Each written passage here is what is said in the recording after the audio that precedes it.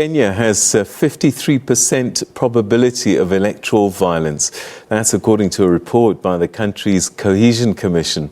The report released in Nairobi on Tuesday also warns that the capital, Nairobi, leads with the tensions, with close to 80% chance of electoral violence happening there. The Commission has recommended vigilance to ensure the high-stakes elections are violence-free. The East African nation has experienced political chaos every 5 years during elections. Sarah Kimani has been following the story for us from Nairobi. It's less than 80 days to the country's general elections. Sunday marked the beginning of the official campaign period. With President Uhuru Kenyatta due to retire after serving 2 terms, there is cutthroat competition to succeed him. That competition worries the National Cohesion and Integration Commission that there is likely to be violence in some areas. In a mapping of the matrix of risk, the Commission established that 6 counties out of the 47 counties in the country are at high risk of experiencing electoral violence this year. High-risk counties. Number 1, topping the list, is Nairobi, 79.85%.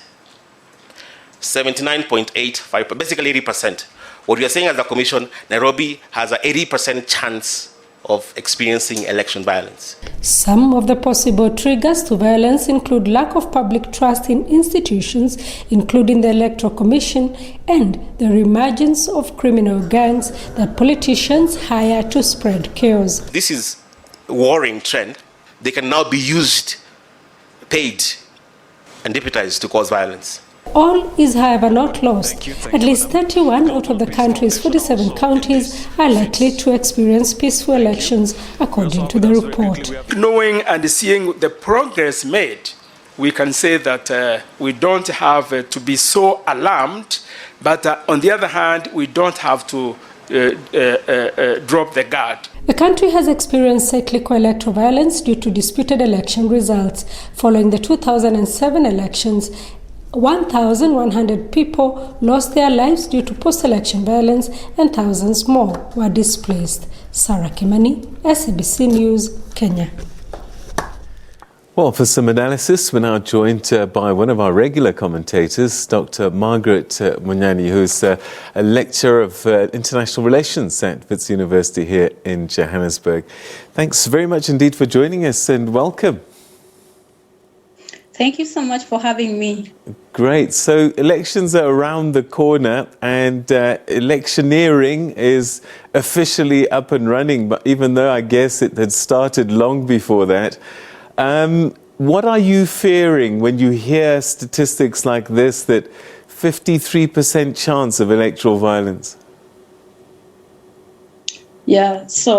History can teach us a lot. And I think in the Kenyan case, when we look at the history of violence, especially electoral violence, we can see it going back, especially since the adoption of multi-partyism around 1992. And that is where what I would call social and economic inequalities started being framed as ethnic grievances. So politicians started to frame them like their ethnic grievances, and so that is where the divisions and the negative ethnicities and ethnic violence started from. And it has continued to unfold throughout the election period. In 1997, there was election violence, 2002, and the worst that happened was in 2007, where about 1,200 people lost lives and about 300,000 people were displaced, and many other casualties, destruction of property and all that. But we see even in 2013 and 2017, what happens around every other election time, there are bouts of violence in some places, and 2 or 3 people are injured or lose lives. And there's no, what I fear most is that people are being taken backward every election time. For me, that is the biggest worry. Instead of that being a stepping stone for new leadership. I mean, we being excited to have a new chapter as a country, new leadership, people taking a baton from the previous presidency or leaders, but then it becomes like a setback to people who have to lose lives, who have to lose property. And this is a trend that as a country and Kenyans need to rethink, because as we go on, we know politicians are using this as a narrative. They only want to get to power. So they are mobilizing along ethnic lines to get numbers. Right now, if you follow on social media, like you said, it's the electionary period, you will hear that we want 40% from that ethnic group. We want 30%. We only need, it's not about which leader, what are their qualities, what are the issues that the party is bringing on table, what is their manifesto.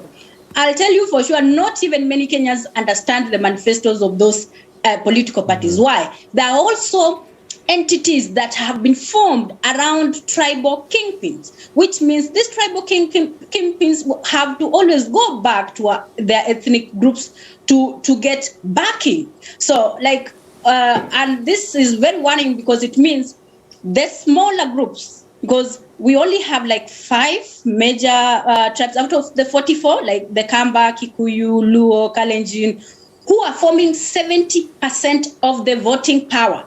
Now, these 5 are always now looking for means to retain power amongst themselves. And for me, like I've said, my worry is that instead of moving forward and even having new agenda on the table, we have, at least in the first year, to deal with the casualties or the damages of post-election violence. You know what? Kenyans, I've been to Kenya several times and interacted with a lot of Kenyans, and they come across to me as people who are quite well educated and have a good understanding of issues. Is the tribal pull that powerful that overrides logic and common sense? Unfortunately, I think that is what happens around election time. It does happen, and it's if history is anything to go by, around election time, for some reason, Kenyans just go back to their tribal cocoons. And that's why I see right now, even the discussions on social media, even on television, it's about which tribe is bringing what numbers on table, which tribe is relevant to this game, which tribe is relevant to my party. So it's gone to that level, and that is not how we Kenyans, or Kenyan as a country that brags to be an economic powerhouse in the East Africa region, should be conducting its business. And especially if you pride yourself as a democracy. Democracy requires free and fair elections. Our constitution that we adopted in 2010, which gave the citizens some power to actually even go to court and challenge presidential results or recall members of parliament who are not working, although I haven't seen any cases where someone has been recalled, but at least for the presidential petitions, we have seen that in 2017 and in 2013, which didn't go through. So I think for the tribal thing it's very entrenched in the Kenyan context. And ethnicity in itself is not a negative. Identity is a powerful factor. And when ethnicity is used negatively, this is what it does. One, it's used as a mobilizing tool, a political mobilizing tool, which means the kingpins have to always get permission from the ethnic communities and also mobilize the larger communities. But again, it also becomes an impediment to the peace processes. Anytime they want to bring Kenyans together, everyone wants to go back to their tribal cocoon. So that also becomes an impediment. All right. I'm curious, could some of this other violence be non-election related, and in that some people are just opportunistic and they're using this period of time for other nefarious reasons?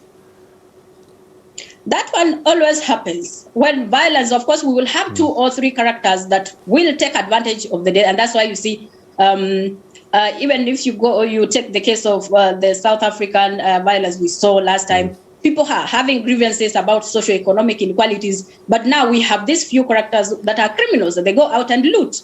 And so it happens. And so it happens, you'll find that people are now using that as an opportunity. But those, I don't know any research, I've not come across any research what percentage plays to that effect, because what we see most of the time, the reports always speak to the ethnicity, and it speaks about access to power, that people are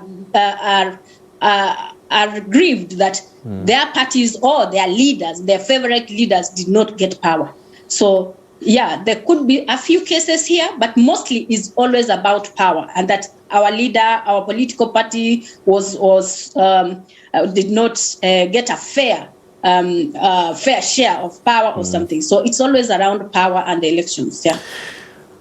What is unique about these elections? What is in there that might ignite things? I mean, we are already seeing a former president, soon to be former president, endorsing a former arch nemesis. That's quite unusual, and also fighting quite openly with his own vice president. This surely must be the stuff of explosions. Yeah, so I think what you're saying is clearly true. So what is happening, what is unique about this election? There's so many unique things about it, like the president definitely supporting Raila Odinga, and also that Raila Odinga is running for the 5th time. So this is like a do or die situation for him. And hopefully the idea was that once the president supports him, then maybe people from the mountain, where central Kenya, then will be able to accord him support. But that is not happening on the ground, at least not automatically. And so we see and then Ruto on the other side tried to come up with a different narrative, because he wanted to brand himself as a son of a peasant, or a hustler, as he's calling himself, that is he's self-made. And Raila, Uhuru, or the Kenyattas that have been in power, there are people who are dynasties, who have gotten power from their forefathers. So he came up with a different narrative of the hustler nation. He'll be the bottom-up approach. But again, the nomination of the running mates, changed the whole narrative, and it went back to ethnicity. Now it's no longer about the hustler versus dynasty. It's more of who is getting the support of the Mount Kenya region, which is seen to be where the biggest voting bloc. So I think the nomination of the running mates has also just taken us back to the default settings.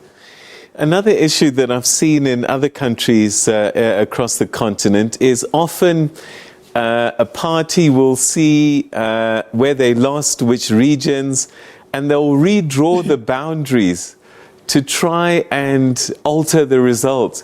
Is there a danger that this has been something that's happened in Kenya? Okay, if the BBI, if you remember, we talked about the BBI, they needed to redraw boundaries, but that did not go through. So we are still working with the previous boundaries. There had never been new boundaries that have been formed. If BBI had gone through, then this would be a new narrative or a new paradigm now we will be dealing with. We speak about land as quite a big thing here in South Africa, given our history. But I do know that land is also something quite important to Kenyans, land tenure, because of as you talk about, identity is quite a thing. Is that an election issue as well? Yes. Land is a very motive issue in Kenya, given that, when the whites came in, they took land through some, I would call them fraudulent leases, and they got some leases going as far as 999 years. But when they left, they gave us an option of, okay, you can buy the land from us. They got a loan from the World Bank. The Kenyan government got the money and bought the land back from them. So they left. And like in South Africa, where the whites are still much around, in Kenya, the settlers left. But again, instead of the government of the day, that is the Kenyatta's government, getting the land and giving back to those who had been displaced, he took the land and just gave it to a few of his friends plus his own family. So you realize that the Kenyatta family and his political friends at the time, they own quite large chunks of land, and that has been always a bone of contention. And so you see, even the subsequent presidencies have done the same. They get access to land, and then they also just subdivide amongst themselves. And those who were displaced are left hanging there. And so you see, like the Kikuyus that were displaced, instead of being given back their land, they were relocated to somewhere like Mpeketoni and the burnt forest area, where originally that is not their ancestral land. And you see, in 1997, in 2007, they faced violence because they were being evicted and being told, this is not your home. Go back to Central Province, where you came back from. But where they came back from, their land was taken by the political elite. So it remains one of those contentious issues. And I remember even in the last presidential debate, Kenyatta was put on spot for the same reason, like, you are becoming our president. Your family has such a huge chunk of land, land actually, which statistics show the Kenyatta family owns land, which is like slightly bigger than a country called Rwanda. Wow. And that only for one family. So people were questioning, can you give out land to the squatters? We still have squatters in this country. Right. And you know of course, what? his response was that is his father's property, you know? We're running out of time, and I'm going to get into trouble because there's this one question I'd like to ask you.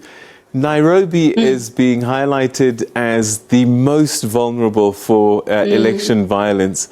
Why is that? Is it because it's a microcosm of the whole country? Well, what is it? Yes. Yeah, I think so. It's because of the cosmopolitan nature of it. And we're having so many people from different tribes, and especially the major tribes, running for key positions in Nairobi. So we're having not just at the governor level, but again, even the MPs around Nairobi, you're finding people from Nyanza, people from Central. So it's like, it is one of these, and also the resources around Nairobi is huge, and everyone wants to have a piece of that. So, and each of them is pulling in different directions, yeah. Dr. Monyani, we're going to be having lots of conversations, I have no doubt, in the coming weeks. Thank you so much indeed for joining us. Asante sana, kwaheri. Thank you. Thank you. All right, so that's Dr. Margaret Monyani, who's a lecturer of international relations at Wits University, speaking to us at this disturbed